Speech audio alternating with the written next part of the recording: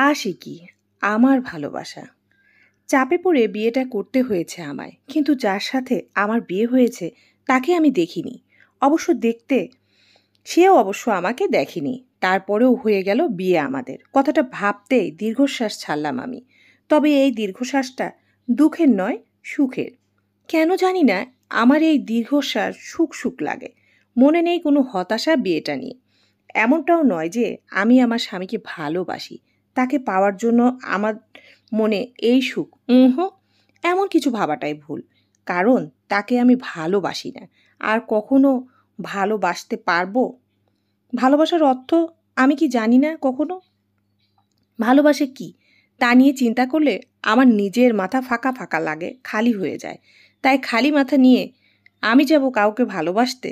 আমি কি পাগল নাকি? হুঁ। আমার বিয়ে হয়েছে আজ ৩ মাস। ওনার ফ্যামিলির সাথেই থাকি আমি। ওনার ফ্যামিলি বলতে দাদা, দাদি, আমি আর উনি। ওনার বাবা মা কেউ নেই। ছোটকালেই মারা গেছে। তারপর থেকে দাদা দাদির সাথেই থাকেন উনি। ওহো, ওনার পরিচয়টা দিই আগে। ওনার নাম সাদমান চৌধুরী সাদ। উনি কি করেন আমি নিজেও জানি না। আসলে জানতেও চাইনি কখনো। বলতে পারি যে উনার নিজের অনেক বড় কোম্পানি আছে, ব্যবসা আছে। এখন কয়টা আছে তা সঠিক বলতে পারবো না। ওহো, আমার গুণধর স্বামীর আরও একটি পরিচয় আছে, বলা হয়নি তো আপনাদের। যেমন মিস্টার আক্রু, আক্রুটিয়া, রাগী, বদমেজাজি, ভিলেন, ইত্যাদি ইত্যাদি ইত্যাদি। কারণ তিনি সর্বক্ষণ সবাইকে ঝাড়তে থাকেন, উইদাউট রিজন। আর তাতে কেউ কোনো কিছু বলতে পারে না, শোনা ছাড়া। আর কাজে তো ভুলেও ভুল করা যাবে না। যদিও কোনো মহোদয় ব্যক্তি এই অসৎ সাহসটা ভুলেও করে বসে, তো ইন্না লিল্লাহে ওয়া ইন্না লিল্লাহে রাজিউন পড়তে হয়। তার উপর মুহূর্তেই তার চাকরি ডিসমিস, মানে শেষ তার চাকরি। হা হা হা। কিন্তু মজার বিষয় কি জানেন, ৩ মাস পরেও ওনার সামনে ভুল করেও যায়নি। আমি আর কেনই বা যাব? আমার ভয় লাগে ওনাকে, তাই যায় না। এই নিয়ে অবশ্য দাদা দাদি আমাকে কিছুই বলে না। কারণটা হলো আমার গুণধর স্বামী তার গুন্ডামির জন্য সবাইকে ভয় দেখিয়ে রেখেছে। যেদিন আমি এই বাড়িতে প্রথম এসেছিলাম, তখন উনি বাড়িতে ঢুকে ড্রয়িং রুমের সোফায় টান টান হয়ে আরাম করে বসে সার্ভেন্ট দিয়ে পানি নিয়ে সেটা ঢক ঢক করে খেয়ে উঠে দাঁড়িয়ে দাদা দাদির আর আমাকে উদ্দেশ্য করে নির্দ্বিধায় বলে উঠল, আমি তোমাদের জন্য এই বিয়ে করতে বাধ্য হয়েছি। বিধায় কেউ এই বিয়ে নিয়ে আমাকে কিচ্ছু বলতে পারবে না। আমি এই বিয়ে আর এই মেয়েকে বউ হিসেবে মানি না, আর না কখনো মানব। শুধু এই মেয়ে কেন, দুনিয়ার কোনো মেয়েকেই মানব না। মেয়ের সঙ্গ পছন্দ নয় আমার, সেটা জেনেও তারপরেও আমাকে বিয়ে করালে। এখন তোমরা এই মেয়েকে নিয়ে কি করবে সেটা তোমাদের ব্যাপার। আর কিছু যায় আসে না আমার। এই মেয়েটা নিজের মতো করে সব কিছু করতে পারবে, যা খুশি তাই, যেখানে খুশি যেতে পারবে। I don't care. বাট আমার আশেপাশে ও যাতে না আসে, এই মেয়েকে না দেখি। It's that clear? গুণধর স্বামীর প্রতিটা কথাই ছিল ভীষণ ক্ষিপ্ত। ওনার দাদা উদ্বিগ্ন কণ্ঠ ভেসে এসেছিল আমার কানে সেদিন। তিনি বলেছিলেন, সাদ, তুই কিন্তু বেশি বেশি করছিস এবার। মেয়েটা মেয়েটা করছিস কেন? সে তোর বউ, আর তোর ওকে মানতে হবে। সবাই এক হয় না, সেটা নিশ্চয়ই তুই মানিস। অতীত ঘেটে লাভ নেই, বর্তমানে দেখা উচিত। তোর আর তোর বর্তমান হচ্ছে এই মেয়েটা, তোর তাকে। আর বলতে পারল কই দাদা যান। আমার গুণধর স্বামী তাকে হাতে থাকা গ্লাসটা সজোরে আছাড় মারে, ফ্লোরে পড়ে বিকট শব্দ হয়। ততক্ষণে আমি মাথায় ঘোমটাটা লম্বা দিয়ে দাঁড়িয়েছিলাম, ওনার কথাগুলো শুনছিলাম দাদা পাশে দাঁড়িয়ে মনোযোগ সহকারে। যখন বিকট শব্দ কানে আসে, তখন ওই হিতাহিত জ্ঞান হারিয়ে ঘোমটাটা টেনে দৌড় লাগায় দাদাজানের পিছনে লুকাই। দেখা গেল মহাশয়কে বিয়ে করার দায়ে আমাকেই তুলে আছাড় মারল। যাই হোক, দাদাজানের পাঞ্জাবির সাইডে 2 হাত দিয়ে খামচে ধরলাম। পিঠের উপর মুখ রেখে দাঁড়িয়ে পড়লাম পেছনে। এতটাই ভয় পাচ্ছিলাম, নিজের মধ্যে কাজ করছিল যে না তাকিয়েও বুঝতে পারছিলাম সবাই আমাকেই দেখছে। আমি জড়সড় হয়ে কাঁদছিলাম। গুণধর স্বামী ভয়ে ভয়ে ভয়ে মনে মনে আর বলছিলাম, আল্লাহ বাঁচাও, আল্লাহ বাঁচাও। খানিকটা সময় বাদে আবারও ওনার বেরস চিৎকার কানে আসে। আমার উনি দাদাজানকে বলছেন, বউ মাই ফুট, আমি এই বিয়েই মানি না। আর তোমরা আমাকে এই মেয়েটিকে নিয়ে যদি ফোর্স করো তো আমি এই বাড়ি ছেড়ে চলে যাব সারা জীবনের জন্য। তখন তোমরা এই মেয়েটাকে নিয়েই থাকো এই বাড়িতে, আমাকে পাবে না কোথাও। চয়েস ইজ ইয়োর দাদাজান, আমার বিন্দু মাত্র আক্ষেপ নেই বলেই বিরক্তি নিয়ে এক পলক আমাকে দেখে নিয়ে আবার দাদাজানকে বলল, এ নিয়ে আমি কোনো কথা শুনতে চাই না। দাদা ভাই, আমি তোমাদের কথা রেখেছি, এবার তোমরা আমার কথা রাখো। এই মেয়ে নিজের ইচ্ছা মতো চলতে পারবে, শুধু আমার থেকে দূরে থাকবে ব্যাস। এতে আশা করি কারো কোনো রকম সমস্যা হওয়ার কথা না। তারপরও যদি আপত্তি থাকে তাহলে আমায় জানিও, আমি অলওয়েজ ফ্রি তোমাদের কথাগুলো শোনার জন্য। Now I am very tired, so good night. বলেই তিনি কাউকে কিছু বলতে না দিয়ে গট গট শব্দ করে ধূপধাপ পা ফেলে উপরে নিজের রুমে চলে যান। উনি যেতেই দাদাজান ওনার চলে যাওয়ার দিকে তাকিয়ে দীর্ঘশ্বাস ছাড়েন। নীরবে হাত টেনে আমাকে ওনার পিছন থেকে বের করে সামনে এনে আমার হাত দুটো ধরে বলে ওঠে, ভয় পেয়েছিস? তুই ভয় পাস না, আমরা সব ঠিক করে দিব। তোর পাশে আমরা আছি। মানছি হৃদ একটু রাগী, কিন্তু কাউকে ভালোবাসলে তাকে সর্বোচ্চ দিয়ে আগলে রাখে।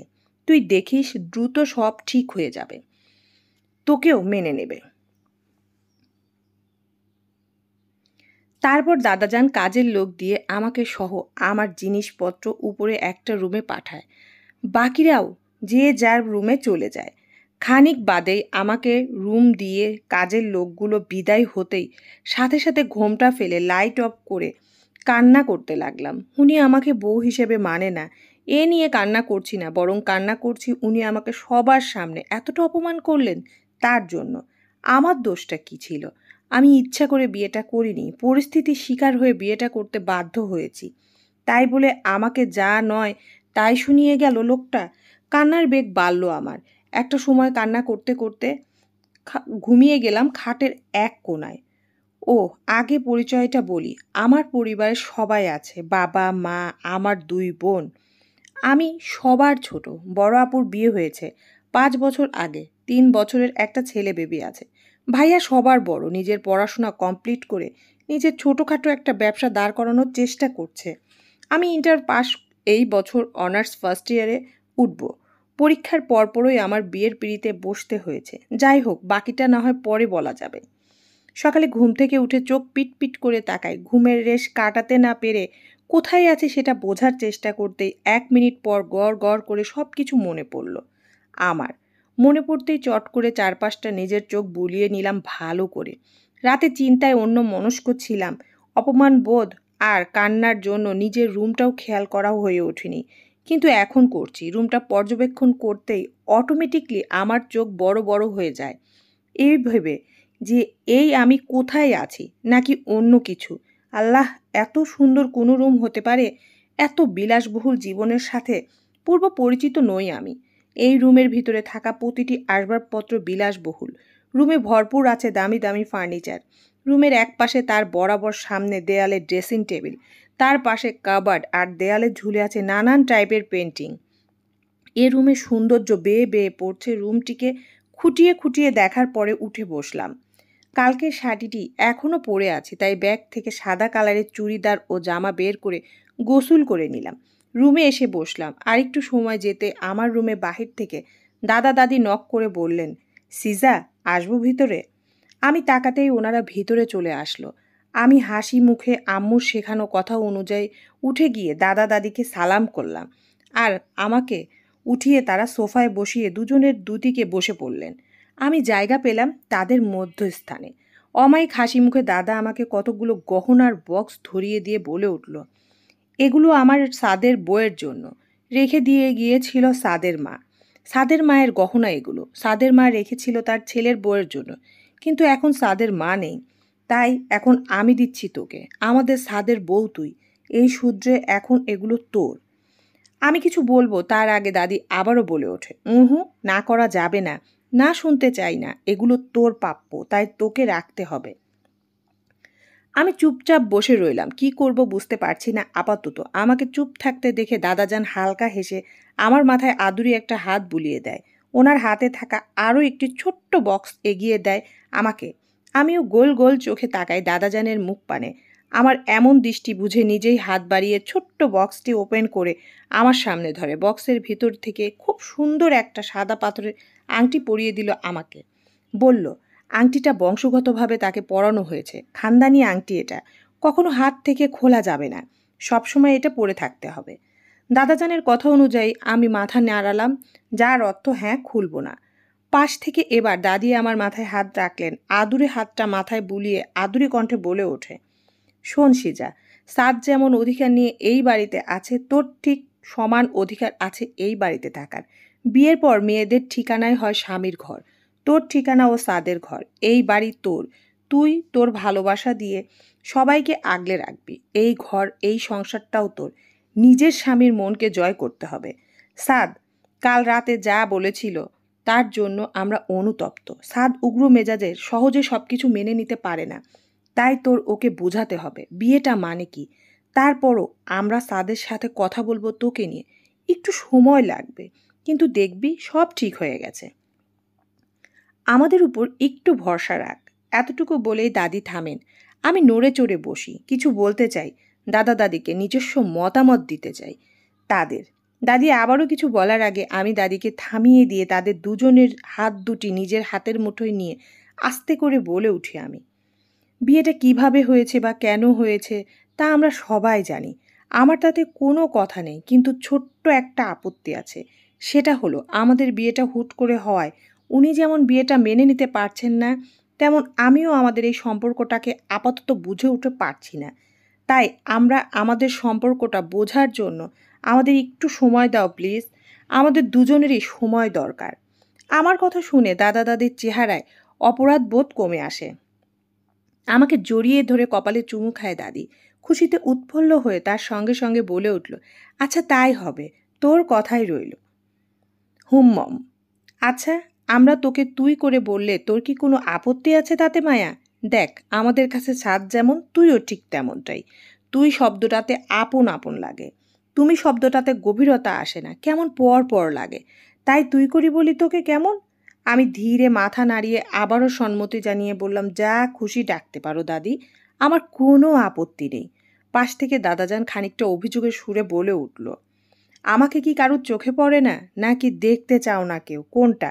দাদাজানের কথায় মুহূর্তে ঠোঁট প্রসারিত করে হাসলাম আমি। দাদা দাদির সাথে আমার পূর্ব পরিচয় ছিল আগের থেকে। আমাদের বাসায় প্রায়ই যাওয়া আসা করতেন তারা। সেই সুবাদে আমার সাথেও তাদের সখ্যতা ছিল বেশ। আমি সেই সূত্র ধরে এবার দাদাজানকে জড়িয়ে ধরে বলি, তুমি তো আমার দাদাজান, আর জানকে চোখে না পড়াটা ঘোর পাপ, বুঝলে? আমি তোমাকে দাদাজান কেন বলি জানো? কারণ দাদা শব্দটা মাত্র ফর্মালিটি রক্ষা করার জন্য বলে থাকি। তুমি কিন্তু আসলে আমার জান হও, বুঝলে? খাটের উপর পা ঝুলিয়ে বসে আছি আমি। আমার সামনের দৃষ্টি দেয়ালের পেন্টিংয়ের উপর, কিন্তু মাথা আমার অন্য কিছু ঘুরপাক খাচ্ছে। আমার চিন্তার কারণ হলো আমার গুরুধর স্বামীকে নিয়ে। বিয়ে হয়েছে আজ প্রায় 1 সপ্তাহ হয়েছে, কিন্তু আমি তার সামনে যাইনি। ওনার সামনে যাওয়ার আমার কোনো কারণ ছিল না, তাই যাওয়া হয়নি। ওনার সামনে যেতে আমার যথেষ্ট পরিমাণ কারণ লাগবে, নয়তো কারণ ছাড়া যাব না। আর কেনই বা যাব? উনি কখন নাস্তা করে, কখন ডিনার করে, এই সময়গুলো মাথায় রাখি। তখন ভুলেও রুম থেকে বের হই না। আমার স্বামী বাসায় আসার আগে আমি আড্ডা দিয়ে নিজের রুমে চলে আসি, কারণ ওনার সামনে আমি কিছুতেই পড়তে চাই না। হুম। বর্তমানে দাদা দাদি আমাকে চোখে হারায়, আমাকে ছাড়া চোখে দেখে না কিনা সেটা নিয়েও আমার সন্দেহ আছে তীব্র। তারা দুজনই একদম চোখে হারায় আমাকে, এতটা ভালোবাসে আমাকে। দাদা দাদির কথা মাথায় আসতে চট করে ঘড়ির দিকে তাকালাম, দেখলাম 9টা 10 বাজে। তাই সাথে সাথে উঠে দাঁড়িয়ে রুম থেকে বের হলাম। উদ্দেশ্য দাদির সাথে আড্ডা দিব দাদির রুমে। দাদির রুমটা আমার রুম থেকে 2 রুম পরেই। স্বভাবসুলভ ভাবে দাদা দাদির রুমের দিকে অগ্রসর হচ্ছি, রুমের সামনে বিশাল করিডর ধরে। তখন ওই আমার চোখ পড়ল দেয়ালে ঘেঁষে দাঁড়িয়ে থাকা অতি সুন্দরী একটা পাথরের মূর্তি। আমি দাঁড়িয়ে পড়লাম, ভুরু কুঁচকে তীক্ষ্ণ দৃষ্টিতে তাকাই সেদিকে। পর্যবেক্ষণ করতে লাগলাম পাথরের মূর্তিটিকে, যার হাত দুটো ভাঁজ করে উপরে তোলে রাখা, মাথাটা উপরে মোড়ানো, হাতের দিকে চেয়ে আছি। আর কোমরটাও বাঁকা করে রেখেছে এক পাশ থেকে। আমি খানিকটা সময় নিয়ে দেখার মধ্য দিয়ে আমার মনে প্রবল ইচ্ছা জাগে আমিও এটার মতন করে দাঁড়াবো। তাই দেরি না করে সাথে সাথে উপরে 2 হাত তুলে দিলাম। কোমর উপরের দিকে তুলতে হঠাৎ কেউ একজন পিছন থেকে ভারী কণ্ঠে বলে উঠল, কি হচ্ছে এখানে? আমার কোনো পরিবর্তন হলো না। আমি আগের ন্যায় চেষ্টা করেই যাচ্ছি। আমার ধারণা ছিল আমার পেছনের ব্যক্তিটি ভালো কাকু হবে। ভালো কাকু মানে এই বাড়ির একজন সার্ভেন্ট, আর যাকে আমি ভালো কাকু বলে সম্বোধন করি। তাই নিজের চেষ্টা চালিয়ে উল্টো বলে উঠি, ভালো কাকু, দেখো তো আমি ঠিকঠাক দাঁড়াতে পারছি কিনা এই প্রতিমার মতো। সব কিছু ঠিকঠাক আছে কিনা? পেছন থেকে কারো সারা শব্দ এলো না কানে, তবে তার উপস্থিতি টের পাচ্ছিলাম। কিছুটা সময় যেতেই হুট করে আবারও দ্বিতীয় শব্দ কানে আসে। আমার পেছন থেকে দ্বিতীয়জন বলে ওঠে, সাদ বাবা, আপনার কফি। সার্ভেন্টের ডাক যেন সাদের কান অবধি পৌঁছলো না। সাদের দৃষ্টি তার সামনে অচেনা মেয়েটির উপর। খানিকটা কপাল কুঁচকে তাকিয়ে আছে। কৌতূহল বশত মেয়েটির কর্মকাণ্ড বোঝার চেষ্টা করছে সে। পেছন থেকে এক পলক মেয়েটিকে দেখে চোখ বুলিয়ে নেয় সে। মেয়েটির পরনে গাঢ় নীল রঙের চুড়িদার জামা জড়ানো, 2 হাত ভর্তি নীল কাচের চুড়ি, চুলগুলো সব খোপা করে আর মাঝে ঝুলন্ত কাঠি দিয়ে বাঁধা, আর সেই কাঠির মাঝে অনেকগুলো ছোট ছোট ঝুমকা, যা সিজদার মাথা নড়াবার সাথে সাথে ঝনঝন শব্দ করছে। গায়ের রংটাও বেশ মন মাতানো, কাঁচা হলদে, যা খুব কম মানুষের থাকে। এই রংটা সবার থেকে আলাদা। সাদ আবারও চোখ আওড়ায়। মেয়েটির মুখ দেখা যাচ্ছে না, এতে সে বিরক্ত।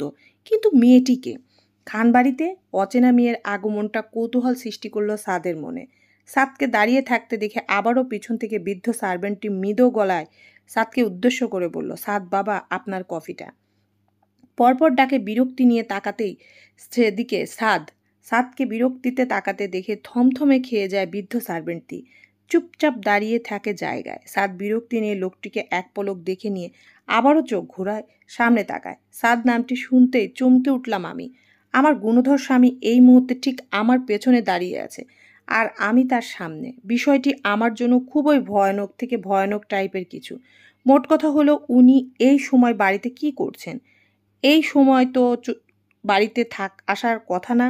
তাহলে কেন এসেছেন? আর এসেছেন ভালো কথা, আমার সামনে কেন পড়লেন? ভয়ে বুক কাঁপছিল, হাত পা জমে উঠছিল। তাই দ্রুত নিজেকে ঠিক করে দাঁড়িয়ে পড়লাম। ভয়ে আমার হাত পা মৃদু মৃদু কাঁপছে, কিন্তু মুখে কোনো কথা বলছি না আমি। ভয়ে জড়সড় হয়ে হুট করে পালানোর চিন্তা ভাবনা ঠিক করলাম চট করে।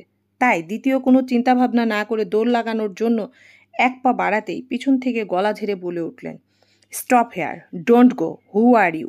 ভয়ে আটকে উঠলাম। পা দুটো থেমে গেল মুহূর্তেই। শুকনো একটা ঢোক গিলে চারপাশে ভীতু চোখ বলালাম। কিন্তু কি করব কিচ্ছু ভেবে পাচ্ছিলাম না। ওদিকে এদিকে তাকিয়ে কাউকে খুঁজলাম যে আমাকে এখান থেকে বাঁচিয়ে নিয়ে যাবে, কিন্তু আফসোস এই মুহূর্তে কাউকে দেখতে পাচ্ছি না। হতাশায় দম বন্ধ হয়ে আসছিল আমার। তাই উপায় না পেয়ে দাদিকে চিৎকার করে ডাকতে লাগলাম গলা ফাটিয়ে, দাদি গো, আমাকে বাঁচাও, দাদি গো, আমাকে বাঁচাও। ও দাদি, দাদি! ব্যাস, দাদি আমার হাজির হলো। নিজের রুম থেকে ধরফরিয়ে ছুটে এসে আমার সামনে দাঁড়ালো। রুম থেকে বের হতে সামনে পেল আমাদের।